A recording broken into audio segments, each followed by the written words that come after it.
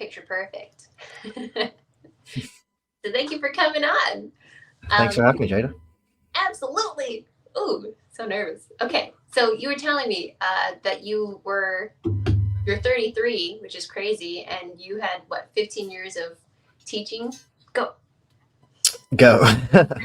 Yeah, I had a whole nother life in education. I went to school for mechanical engineering. I fell in love with robotics when I was in high school, and so that's what kind of drove me into that career. And every year we competed in a robotics competition at school. And so when I got to university, I found the department that put on that competition, and I volunteered for like 1 year, and then after that they hired me, and so I ended up working for the same boss for the next 11 years. But we did things like STEM, K-12, summer camps, math camps, science camps. So I ended up finding a niche in teaching robotics to kids and training teachers how to use robotics in the classroom using my engineering knowledge and having been a student affected by all of those programs. Um, and as I graduated undergrad with mechanical engineering, I started mechanical engineering master's. And then I was on a grant with a education professor who also had a degree in mechanical engineering, and she was like, "You should also get your education degree. That's like what you really love." And so I did, and I helped start two schools during COVID. Brought the state championship of robotics to my university, and then I've also been like a robotics world championship MC. So I was like literally doing play by plays for robots, and I ended up designing the robotics game for the competition I used to compete in, and that went out to 900 schools back in 2018. Oh my god! You really were living a different life. What the Yeah, heck? That's insane. Oh my yeah. god. So I think the skill set very much transferred though. So I'm used to teaching STEM and engineering and robotics and coding to teachers and K-12 students, and so shifting to creative finance, like understanding numbers and complex processes and how things can work, and then breaking down those into bite-sized pieces. I just love teaching, which is why, my office hours, I try to help everybody get their first deal and try to get everybody feedback and break down concepts that people aren't understanding. And it all transferred super well. Yeah, it seems like Oh my god, that makes so much more sense. Like, I knew that you were a teacher before, but damn, I didn't know you were like a teacher, like a lifelong kind of teacher, not just this is my occupation. That's sick. Yeah, I very much identify as an educator. And the scariest thing about leaving my teaching job for real estate was not whether or not I'm going to make it, because I'm pretty cocky and confident. I was sure that if I put my time and effort toward it, I was going to be successful. But I was really worried about missing the teaching aspect. And I most recently taught middle school, and that's the least motivated people you ever meet in your life. And then shifting to sub two and creative financing, I have all these people who want to learn and change their lives and actually put into action the things I'm teaching them, and they're hanging on like my every word, and then coming to me for advice. And so I get like more fulfillment than I was getting before, because these students are actually taking what I'm telling them and putting it into practice and seeing life changing differences in their life and their mindsets. So it's been super cool journey. Aw, that's cool. Quick question about robotics. Mm-hmm. So you said that you had helped create schools. Can you go more into that? Yeah, so in 2018, I did a TED Talk, TEDx Birmingham talk where I'm from. So it's like a locally organized TED Talk about robotics.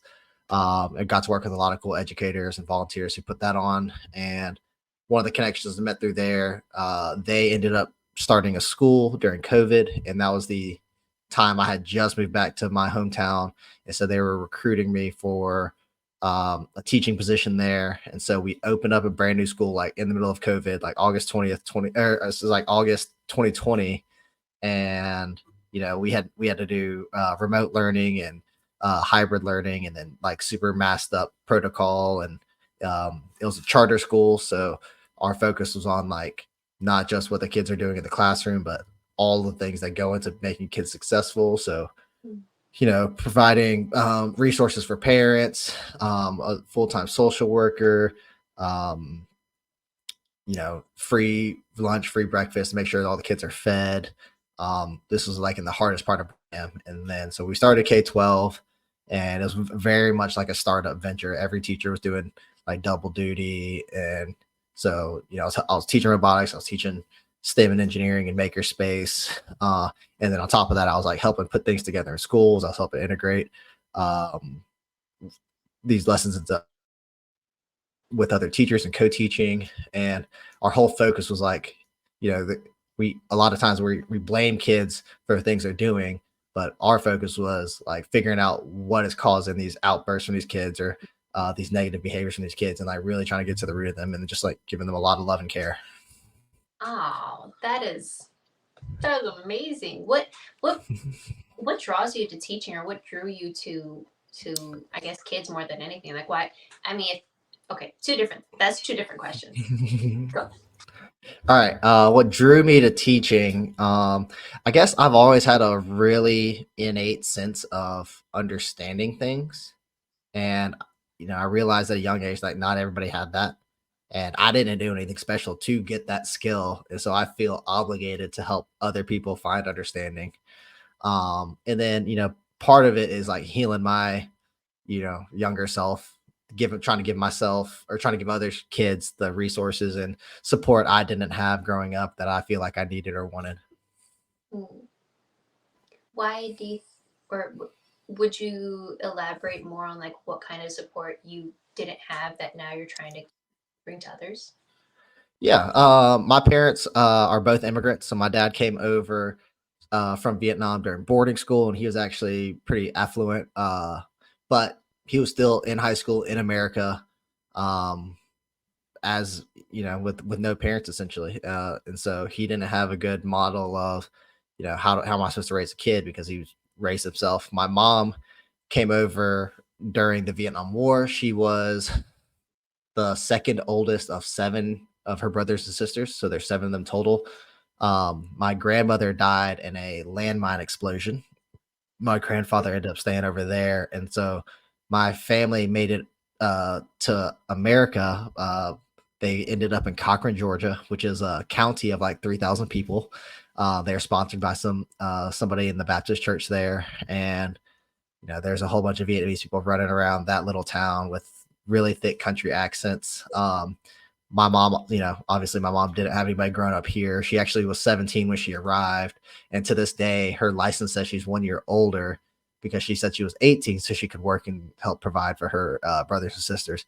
But the person who brought them over was my oldest aunt's husband, and he was 22, in charge of eight, his wife, her six brothers and sisters, and their newborn baby at 22. So Oh, my mom has my both I mean, they both have a traumatic experience getting over to America. My mom, lacks she's always in survival mode. So, growing up, to me it came off as she was always angry, always mad at me. On top of that, I'm the middle child. So there's some psychological things going on there. But as I've gotten older and trying to, you know, understand her better, she's just trying to survive, and that's the mode that's gotten her to where she is in life. And I, as a coddled American, uh, took a lot of that for granted, and I needed more emotional support. I needed more affirmation. I needed more mental stimulation, things like that. wow. Oh my gosh. That's intense. Yeah, it is intense, and I'm grateful for what my mom went through. That doesn't mean that you know I didn't also have trauma. It's just different trauma. And so I found I used to be angry at my parents a lot. I used to be an angry little child, just angry about circumstance or whatever. And at the end of the day, you got to understand like what your parents went through as well. And some of the things that they had were out of their control. They didn't have a model for how am I supposed to parent my kid, because I never had a parent who parented me correctly. And so, it's easy to blame other people. It's much harder to understand people, and then take responsibility for the way you are, and who you can be and who you want to be. Damn. Amen. What made you start thinking this way? um It was like, it was 11th grade AP English, and we do these quote responses every day as like a bell ringer warm up. And I remember walking into class one day, and my AP English teacher had a quote on the board, and it said, "You are who you pretend to be." And everybody else was like, if you pretend to be fake, you'll become a fake person, blah, blah, blah, blah, which is very real. Like, you can pretend to be a certain way to fit in a certain crowd. But the way I took it was you could pretend to be the person you want to become and kind of, essentially fake it till you make it. Like, I'm not confident. I'm not whatever. I'm not, um, I don't love myself. But if I pretend like I do, maybe one day I'll reach there. And so that's kind of what got me thinking down that path. It was that one day of class. Dang. Oh, that gets me emotional. That's crazy. That do you know Alex Ramosi? Probably. Yeah, I've seen his name pop up. Yeah, he's a business acquisition. I think him and his wife own like a family office. But he was or his story is kind of similar, where he was like really angry at his parents growing up and just wasn't a great, household. And then I think when he was in high school or college, he had to write an essay about somebody or something. And then because of that essay, he started looking at his mom differently. And whenever she would say something, because she knew how to push his buttons, and it wasn't like to be vindictive or anything. It was just, I think, just how they were. And she would just irritate him. I think just the living sometimes. And I'd mentioned that because of that essay, whenever she would speak or whenever she would complain or yell or anything, now he was in the mode of like, oh, this is how you were raised. You don't understand how, you know, we can go about these differently. Exactly. Yeah. My mom is extremely loud, and most everybody in my family is loud. And it was like a really long time growing up in Birmingham, Alabama, where I met Vietnamese people who weren't related to me, and even longer before I met Vietnamese people who weren't related to me and quiet.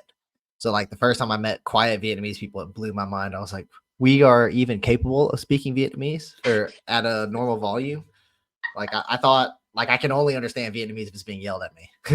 Oh my god, that's so crazy. Wait, and how did it? Okay. So you went. There was a certain period of time where the only Asian people you knew were related to you. Mm-hmm. Oh, how many was that? And did you all like live kind of close by and went to school together, or was it just like you was the only person? No, my cousins have always lived like an hour away from me, so we always got to see like a good amount of them, but not like super regularly. During the summer, obviously see them a lot more. Um, but we would always be traveling to see them. So my family started in Cochran, Georgia, which is near Macon, and then kind of spread out from there into Alabama and then into different parts of Alabama. And there was not a big Asian population in Alabama, period. So, in middle school and high school, I just became friends with all the other Asians. So my freshman year of college, I lived with some people from high school, and it was a Korean guy and a Chinese guy. And then sophomore year, we added another guy from high school, but he was a white guy. So we had a white guy living with a Korean, a Vietnamese, and a Chinese guy. So probably college before I met like other Vietnamese people that weren't related to me. And even then, it's still super rare. But definitely see it becoming a lot more common now, and it's been cool. I like to tell people we live in the golden age of the Asian male. Like, never has it been a better time to be an Asian male. Really, I thought affirmative action was kind of taking away some of the college spots. Yeah, maybe so. But that's not what I meant. I just mean culturally, it's like easier to walk around being an Asian male and to be masculine. Before anime became popular, before BTS became popular, it was like, a lot of people like wouldn't even date Asian guys. Like, oh, he's the Asian guy. It's like a token thing. And then now it's like Asian guys are cool. Asian culture is cool. Like ramen is cool. Sriracha is cool. Oh my god, that's so funny. I grew up with a ton of Asians. I grew up in Monterey Park around California, and that's like, I think, I could be wrong, so don't quote me on this, but I'm pretty sure it's like the most densely populated Asian city in America, which is crazy. So for me, it was kind of the opposite, where it was like there's a bunch of Asians and then not a lot of white people or not a lot of like other races. That's funny. Yeah, so I definitely don't understand that experience. Like when I meet Asians who grew up in California or like Houston or Atlanta, where there's lots of other Asians, like their experience is completely foreign to me. Like I'm usually like the only Asian guy in the room, and if there is another Asian guy, they're almost never Vietnamese.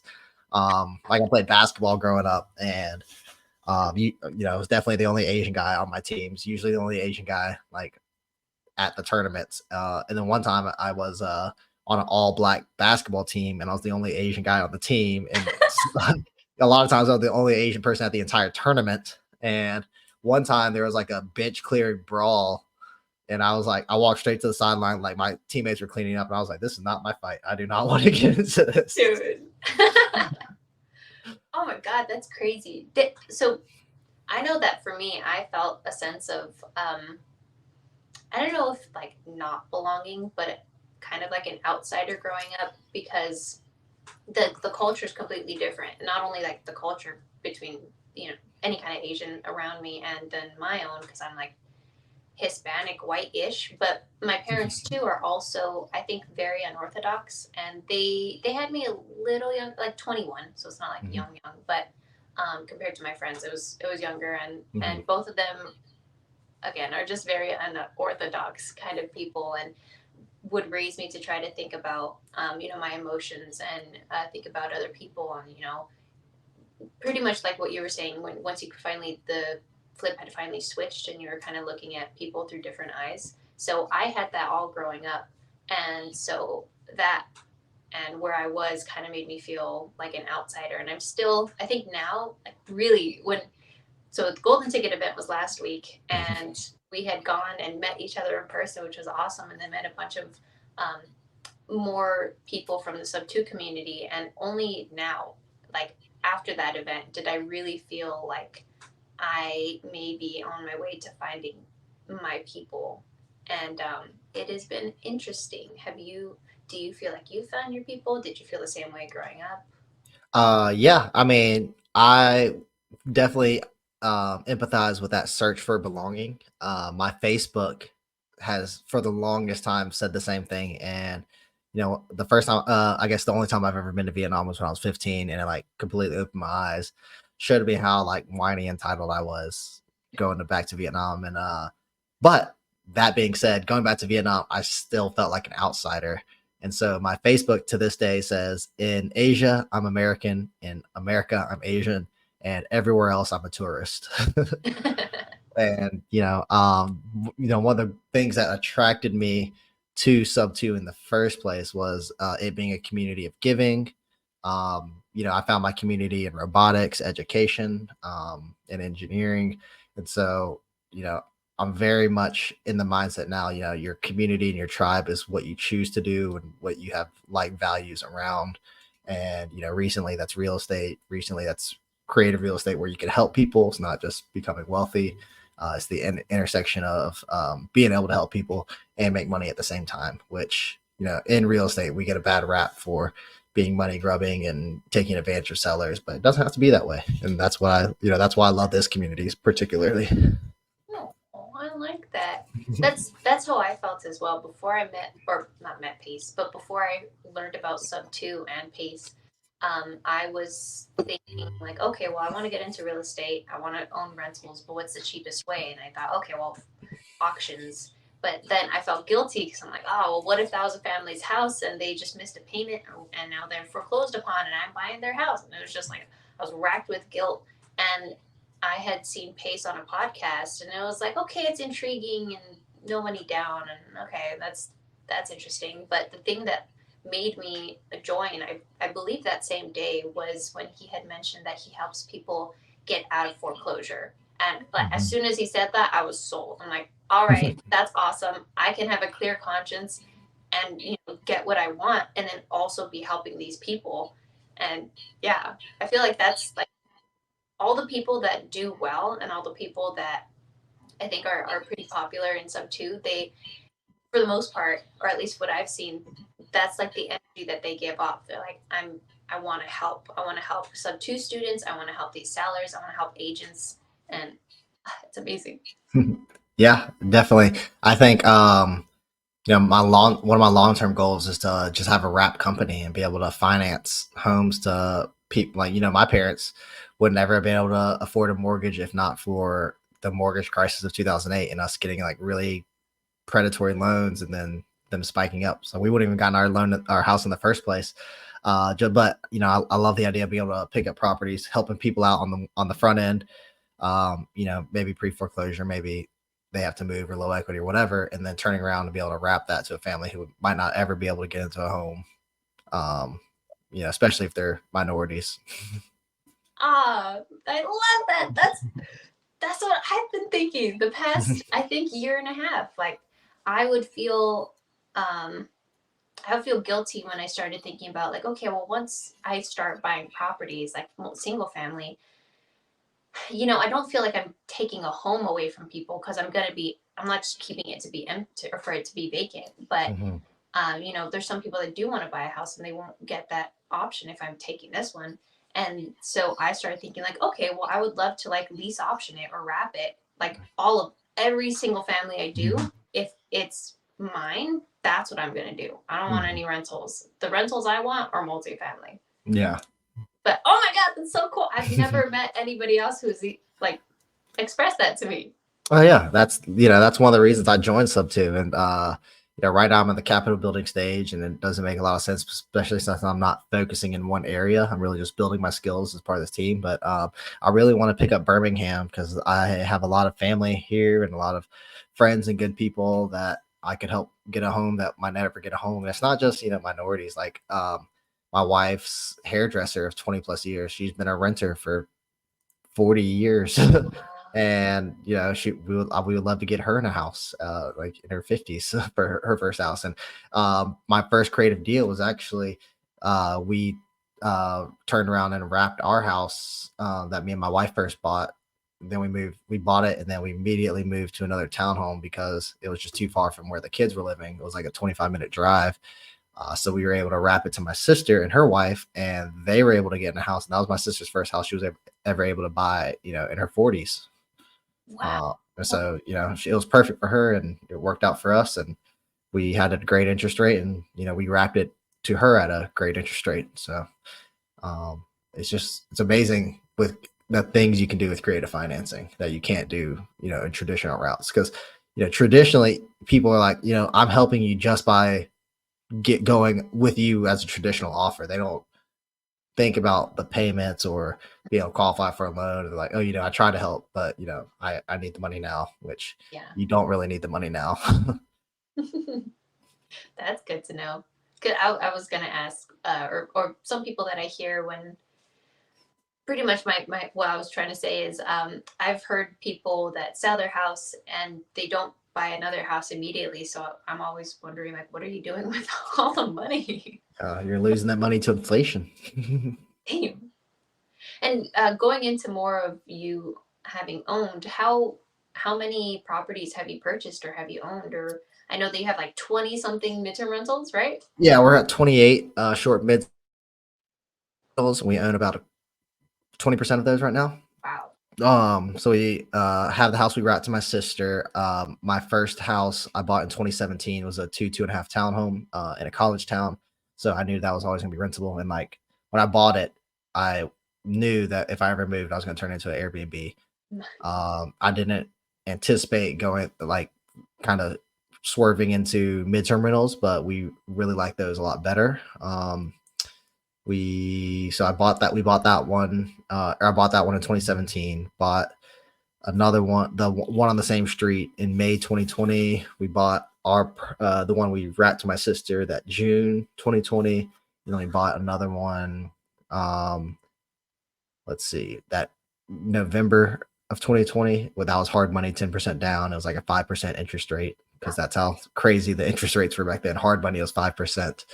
Um, and then we bought like a cash deal for like 7K, and then we sold it for like 12K or something like that. So we've done a good amount of buying and selling, and but now we just try to keep everything. That's cool. sorry, or what's your goal, I guess? Because you not only do you do that, but I know you have your other ventures, and then you're also working with our team and being amazing. My goal is just to be financially free. I like to travel. I've been to 5 continents. I want to hit the other Too. two, and then I want to be able to take my wife to the first 5 and then hit the other two. So she's only been to Europe, and so I need to take her to Asia, into Australia, into South America first. Then we can hit Africa and Antarctica together. Um, but yeah, I mean, I for me, it's I'm very multi passionate, and so I like building things and making things. So my long term goal is like a commercial warehouse type space. With a basketball court in it, and then like all these tools to make stuff like a 3D printer, CNC machine. Like I'm a builder and creator at heart, and so I want to, my long term goal is to be financially free, to have time freedom, and to just like make really cool things. I would love to make like the giant interactive art installations that are like music festivals. That would be super cool to me. Dang, that would be really cool. Coming from LA, I've seen them. Yeah. I like that. That's so. And all of those things, I'm like, I know exactly how that would work or how I would do that. And so I was like, oh, I would love to do my own version of those, like giant 3D printed Pokemon would be super cool. Like, fire breathing ones who like ones have water cannons on them. Yes, that is what I want. When I was growing up, I was super into Pokemon as well, and I would always tell my mom anytime I would make a wish with a dandelion or with an eyelash, it was I wish the world was a Pokemon world. So Yeah. slowly but surely, it's getting there. Pokemon Go, you. Yeah. That would be super cool to have Pokemon. My cat's like a Pokemon. Like he'll follow me around off leash like Pikachu. Oh my gosh, that's adorable. And so you and your wife do this together, or does she have her own things that she does? We do this together. So she's more on the management side and puts all our systems in place for running the Airbnb. And I'm more on the acquisition side and finding new partnerships and people to partner with. So most of our growth in the past year has been partnering with sub-2 students to turn their properties that they either just purchased into midterm, short-term rentals, or convert their long-term rentals into short-term and midterm rentals. Damn. Were you guys already married or together when you joined Sub 2, or did you guys? Yeah, we were married when I joined a Sub 2. We got into real estate together with my first property. We kind of, when we started turning to the Airbnb, I was a college kid essentially, and I was like, oh, it's fine, and she was like, no, your house is furnished like a child. You need stuff on the walls. You need like utensils, like all the things houses have, like rugs. I'm like, I didn't have any rugs. Yeah, just typical bachelor pad. And she's like, no, this is not gonna work. You need to make it a home. And so she makes the houses we have, she turns them into homes, and that people will rent out and live in. Man, that's cool. What was she doing anything before? Because it sounds like she's a perfect interior designer.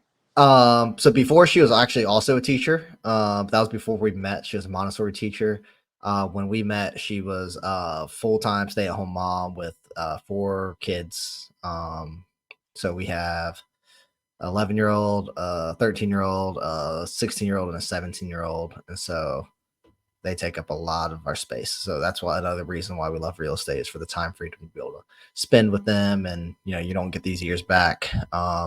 It's really cool just be able to, especially during the summer, be able to, like, hey, let's go to a water park on a Wednesday when it's not crowded and everybody else is fighting for the weekend, so we can really choose and pick what's best for us. I love that. Everything this is like one of the best interviews I've had. I don't know why I was so nervous. It's so good. Yeah, I don't know why you're nervous either. You're great. This isn't about me. I can't take compliments. Well, the lab. Okay. Well, I have like so many questions about how like. Okay. So I'm just gonna throw out a bunch of stuff because I didn't write them down. So one is, how did you and your wife meet? I guess like how did not meet, but like how did you decide that you were gonna date, and then how did it more than anything, was it the you trying to turn it into an Airbnb that she's like, okay, I'm going to switch gears onto real estate and like leave teaching, or so that's one. Um, we actually met off of Craigslist, very chance meeting. Um, and we just like instantly fell in love. Like I mean, there's a whole book we could write about that. And so, when I decided to go to real estate, we were already in love.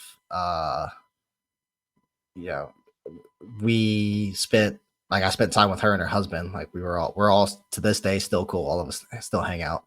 But eventually we just ended up together, and we wanted to do life together. And so real estate was one of those things that I was figuring out, and she helped me, and then she became interested as well. I mean, she at one point in her 20s, she had her realtor's license, so she wasn't like not in real estate, but she wasn't an investor Yeah. or an operator until we started doing it together. Damn, that's cool. Is she in sub two? Everybody's in sub two if your wife is, but she's not active in it, not like I am. She spends most of her time being a great mom, so she's all the things I would have wanted in a parent to our kiddos, and and then she runs our properties, and then I'm really the one who's all in on sub two, but I definitely would have been able to do sub two without her support. So I retired from teaching in November 2022 and took the plunge. A lot of people are like, you got to be financially stable before you leave your W-2. That was not me. I just jumped and figured it out. And we still have some hard months, like I'm not gonna lie, but we're definitely going in the right direction. We're definitely picking up steam, and I definitely want to be able to do what I do and be able to get better at what I do without her. Oh. Which one of you is the visionary? Which one's the integrator? We're both visionaries, and she's more of the integrator than I am. So I'm like 0% integrator, maybe 1% integrator. I'm really good at tweaking systems once they're in place, but I cannot put anything in place. And she's a creative as well, so that's why she's so good at the design part. But because she's such a good mom, creating systems, and she's got a really good she's really good at empathy. So she's able to put herself in our guest shoes. She's like, if they're a traveling family, this is what they need. If they're a traveling professional, this is what I would want to do. And she actually that's how she says it. She's like, if this were me, I would. And then that's kind of how we design our places with intention, and putting ourselves in our guest shoes. Oh, that's amazing. And you said she was a Montessori teacher? Yeah, she was a Montessori teacher, which is like super intensive training, and I don't know what you know about Montessori, but it's a lot different than public school. They're allowed to explore, and they're taught to be independent and think critically, and they're like there's not grade levels. There's like grade groups. And so you meet other people or other kids from different age groups, because everybody progresses at a different rate. And it's really cool. It's just I really enjoy it. I would have, had I known that Montessori was a thing, I wish I had been in a Montessori school. Man, that's so cool. I knew of kind of like the Montessori method, Mm-hmm. and I've like read a little bit about it, but not enough to like say, oh yeah, I know it, but enough for me to be like, okay, well, when I have kids, I'm definitely gonna look into it, because that's how I've seen the results, and they're amazing. Yeah, especially like the younger kids. It's a lot about exploration and figuring things out on your own, and you know, public school and traditional school kills that so early. And we start asking these like kids, hey, you got to sit in a chair 6 to 8 hours a day, or 4 to 6 hours a day, or however long you're asking this kid. It's not what they should be doing at that age. Even in high school, you probably shouldn't be in a chair 6 hours a day, but that's still what we do, because the Industrial Revolution. That's what our current education system is based on.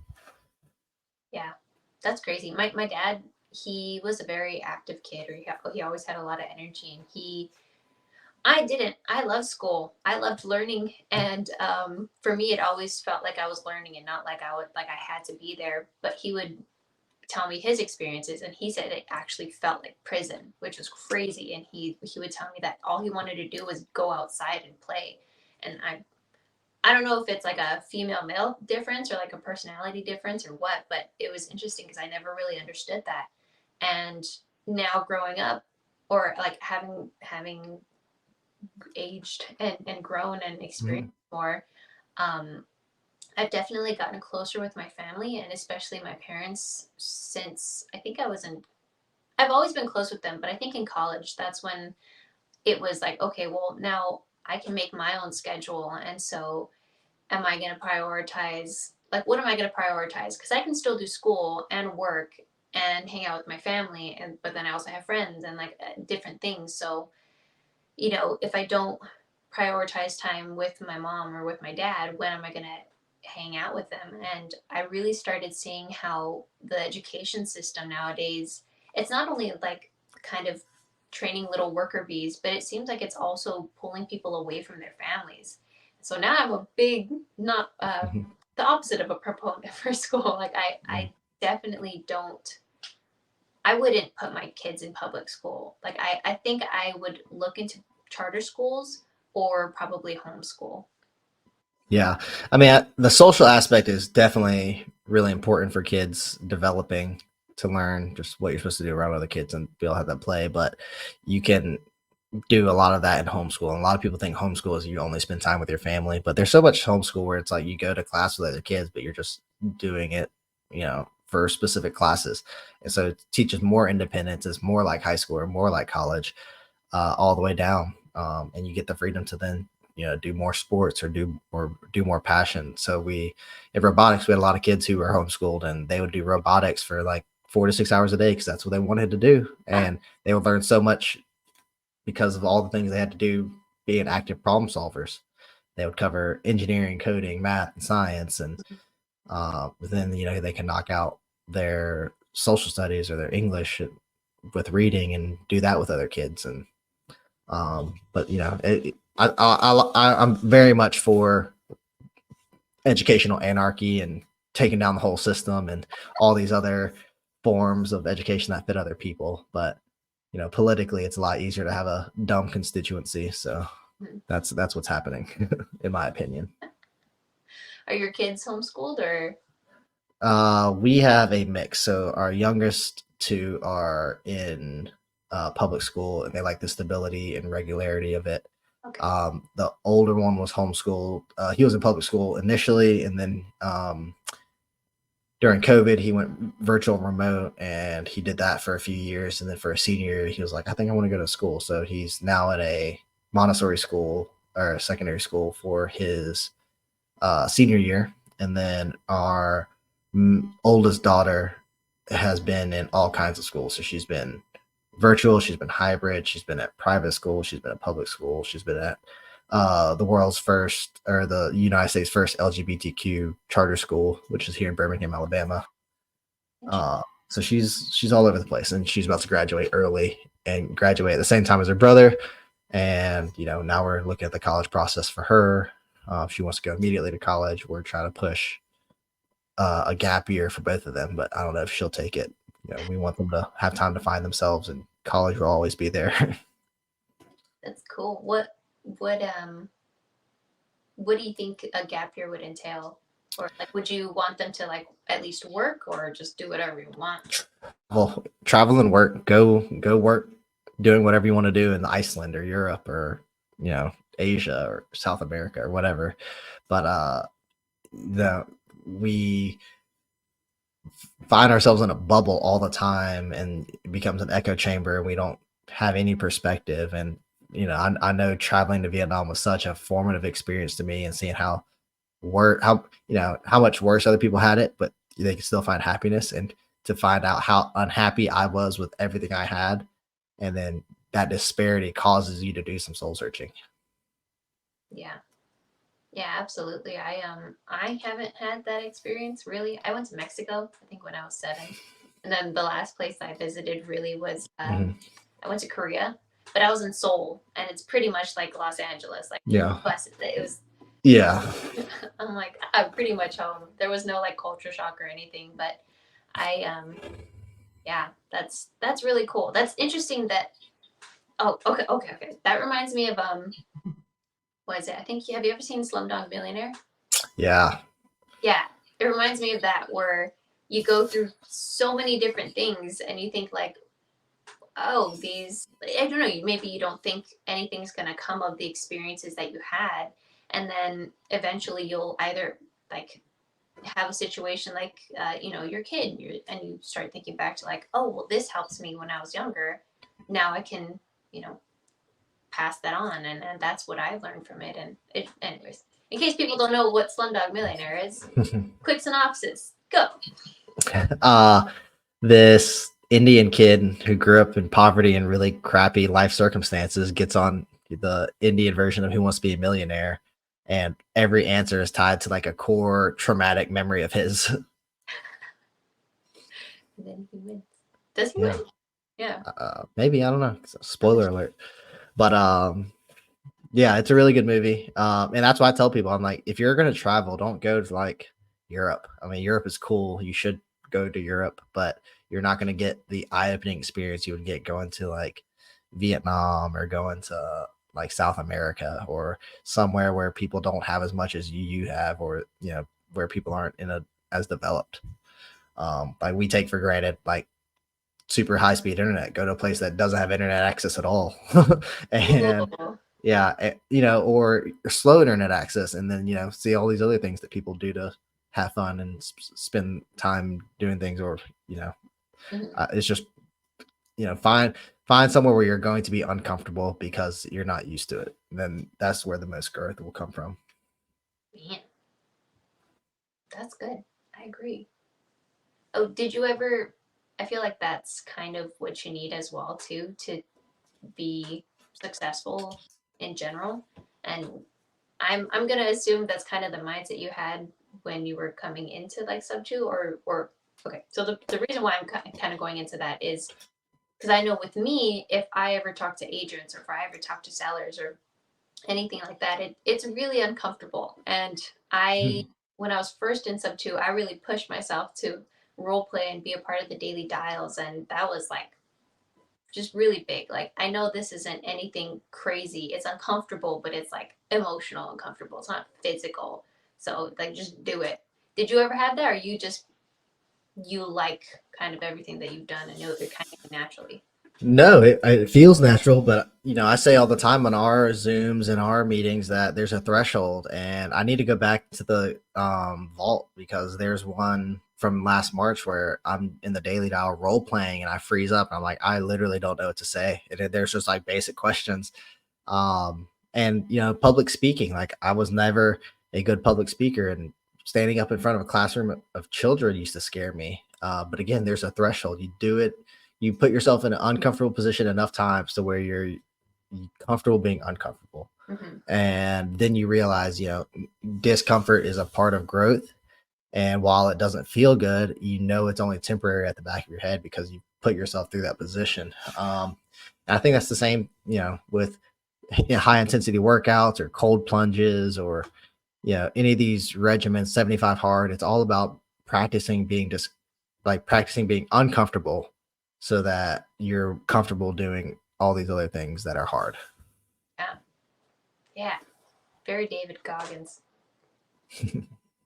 That's cool. Well, I can't think of anything else. I feel like I have so many things that I just learned that I need to process it and come back to you. that Because sounds good to me. You know where to find me. yeah, absolutely. Been a wild ride to just listen to your whole story and like where you came from and how you just I like the process in which you seem to have grown from emotionally, because I know like when you kind of like flipped the script or like your perspective shifted, that's helped a lot of us. I mean, right before the podcast I was like, oh, I'm not nervous, and you're like, well, or I was saying how I was a little nervous, and I feel like sometimes I feel like people may be a little disappointed in me if something doesn't go the way that I would hope it would, and you're like, you're projecting. I'm like, oh my god, you're right. And you've helped multiple people like during Zoom calls as well. Like you're very good with the mindset stuff. So I enjoyed learning about that, and thank you for sharing. And I hope that we continue working together well. Me too. I've loved being on part of the team, and I feel you're an integral part of our energy and the cohesiveness that we have and the culture that we've created. It was supposed to be temporary, but I've just really enjoyed working with you and KJ and Joseph, and now Andrew and Brad, and I really feel like we're a really cool family with similar goals and similar temperaments, and we're all growing together. I agree. I really like it. That is something that I definitely did want to bring up. That I like. I'm so glad that we have you. When I remember when you first came on, I think it was you and another gentleman, but KJ and Joseph were like, "Oh my God, Jada, where did you find TJ? We need more TJs. TJ is amazing."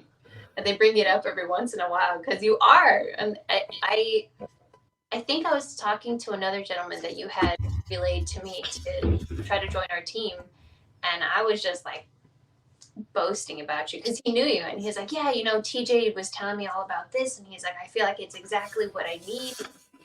Heck yeah. Just thank you for being a part of the team.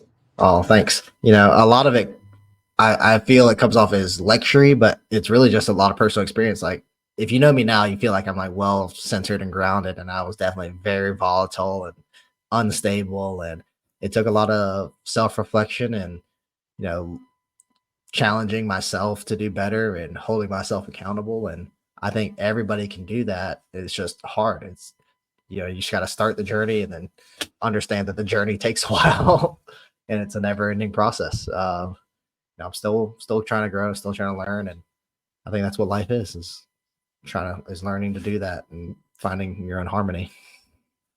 I agree. I right before this, and then I'll let you go because I know that. Oh my God, it's been almost an hour.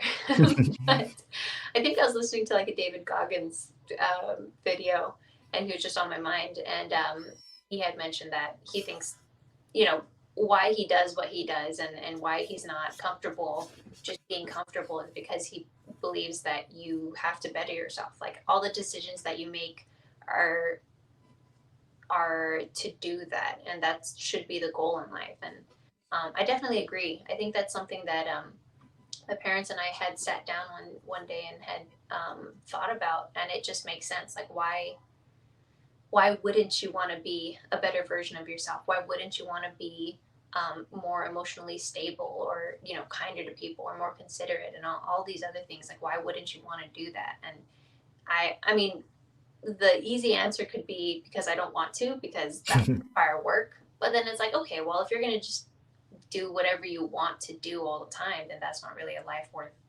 It's not really fulfilling. It seems like. Mm-hmm. Yeah, and for me, it's part of it is like I want to be able to help people, and I can't help people if I don't help myself and get myself to a point where I'm comfortable. Because then it seems like you're inauthentic. Like you're trying to help other people, and they're like, they can see the chinks in your armor, and I want to lead by setting examples. Like I'm working on myself, and this is what worked for me. I'm not just trying to preach to you about something you should be doing that I'm not doing. Damn. Yeah, authenticity. And oh man, the more you open your mouth, the more like, yes, I agree. Ah! Wow, cool. Well, if somebody watches this and wants to get a hold of you, or what's something that you're looking for now, how can they reach out to you? How can they find you? On social media, I'm Auburn Ninja on everything. AUBURN Ninja. I went to Auburn University. I was in the parkour club, so that's where that comes from, and that's kind of I've stuck with me since college. And I'm always looking to help people close their first deals, or get over their own mental hurdles. And I'm always looking to partner with people and build together. That's amazing. Another parkour. What the heck, TJ? Well, it was another thing that I was uncomfortable with. I was like, I want to be the kind of person who can do a flip, and doing a flip, like even to a pool, used to scare the crap out of me. And then I was like, I don't want to be scared anymore. How can I not be scared anymore? Let me go join the parkour club and learn how to do this the right way. Oh my God. That is so cool. I love that. You're making me, because of you, I have declaring it right now. I'm going to buy a car so that I can go to meetups, so that I can go and do these things. Because I'm in Houston, and you can't survive without a car in Houston. Yeah. It's because of you, TJ. It's nice time. Oh, I'm going to hold you to that. Be your accountability buddy. All right. This year. So, while I'm in Houston, I'm going to buy one. So you got it. Better have one before I leave. But thanks so much for having me on, Jada. This has been so much fun. Yeah, I love getting to know you more, and I thought I knew you. This is crazy. Yeah, we got to actually spend time together, and we still have a lot to learn about each other. But I get very good vibes. I'm very intuitive about people, and I just I love our whole team. It's been great being part of this team. Hell yeah! Well, you have a wonderful Tuesday, and I'll see you soon for our meeting. Sounds good. Thank you. Thank you.